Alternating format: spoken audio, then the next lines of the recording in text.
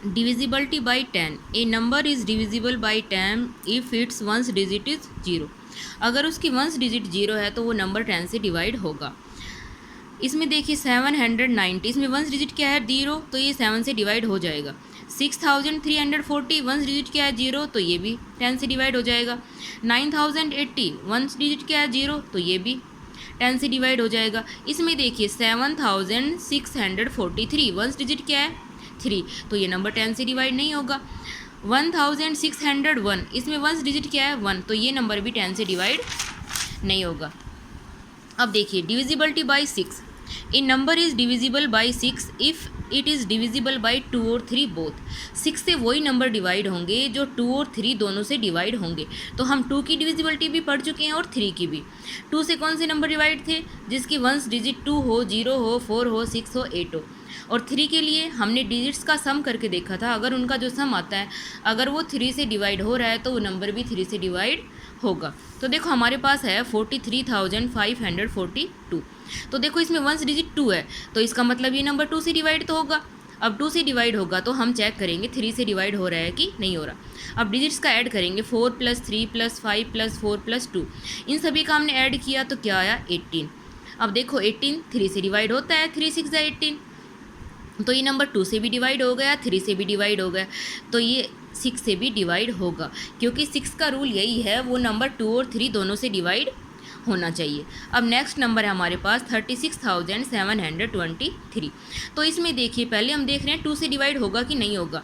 Ones digit क्या है 3, तो देखो 3 है तो 2 से डिवाइड होगा ही नहीं, क्योंकि 2 के लिए तो 0 2 4 6 8 इनमें से होना चाहिए वंस प्लेस पर कुछ, लेकिन यहाँ पर तो 3 है, तो ये नंबर 2 से डिवाइड नहीं हो रहा, तो हम 3 से चेक ही नहीं करेंगे, क्योंकि दोनों से डिवाइड होना ज़रूरी है, तो ये नंबर 6 से डिवाइड नहीं होगा।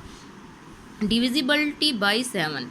ए number is divisible by 7 if the difference between twice the last digit and the number formed by the rest of the digits is either 0 और ए मल्टीपल ऑफ 7।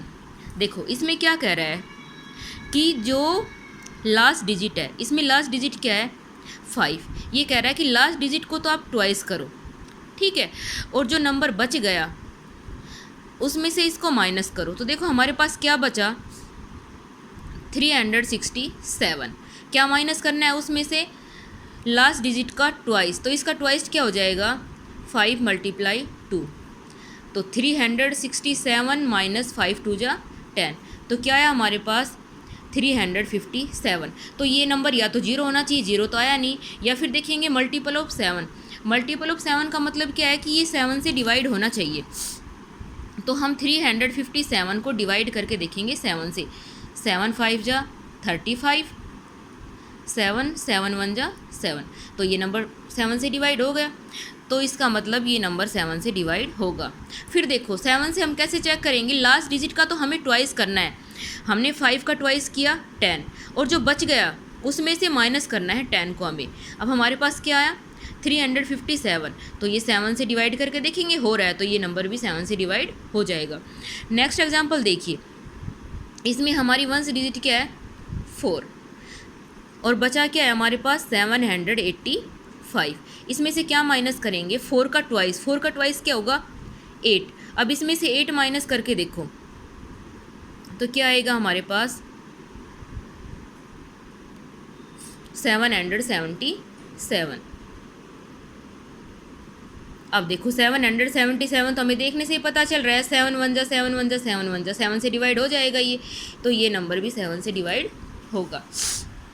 अब देखिए डिविजिबिलिटी बाई 8, ये सिर्फ 4 जैसा है, जैसे हमने 4 की डिविजिबिलिटी देखी थी 8 की भी सेम वैसी ही होगी। A number is divisible by 8 if the number formed by its last 3 digits, उसमें क्या था लास्ट की 2 डिजिट्स 4 से डिवाइड होनी थी, और इसमें क्या है 8 वाले में लास्ट की 3 डिजिट 8 से डिवाइड होनी चाहिए, तो हमारे पास नंबर क्या है 6238। इसमें लास्ट 3 डिजिट क्या हो गई 238। 238 को हम 8 से डिवाइड करके देखेंगे, 8 2 = 16, 8 3 = 24, 8 2 =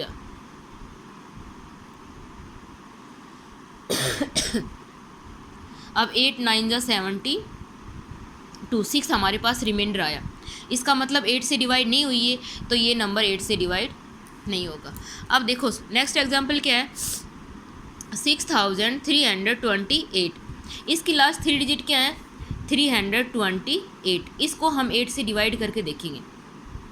8 4 जा 32, 8 1 जा 8, ये डिवाइड हो गया, तो ये कंप्लीट डिवाइड हो गया, तो इसका मतलब ये नंबर भी 8 से डिवाइड होगा।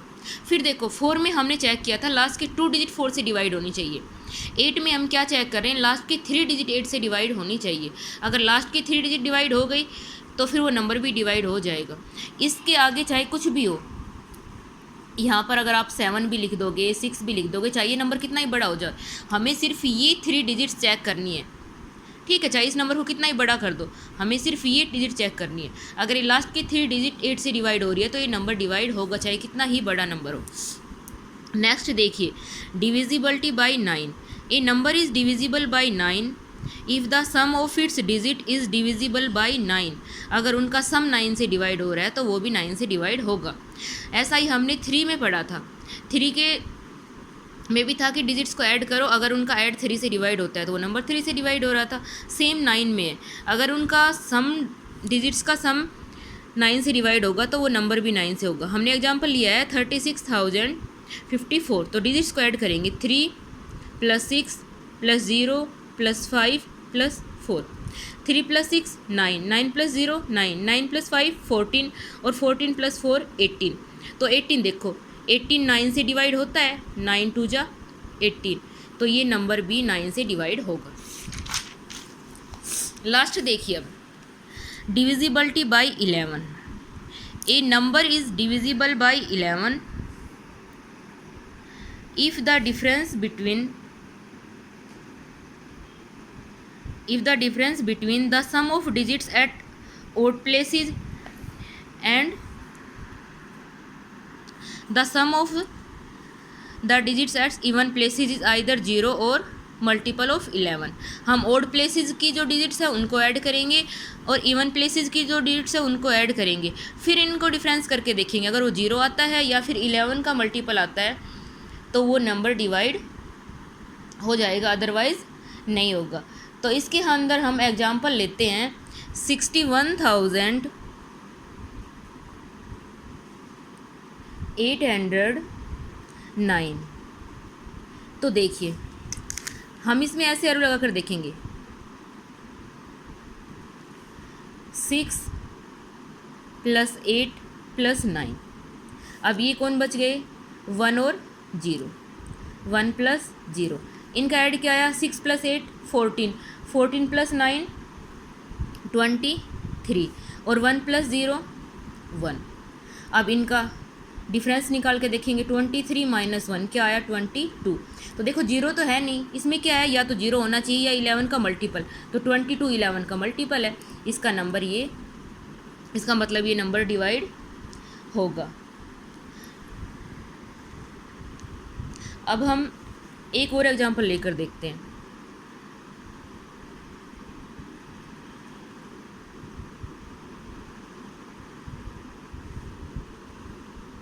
अब इसमें भी देखिए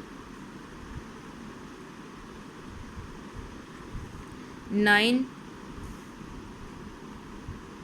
+ 1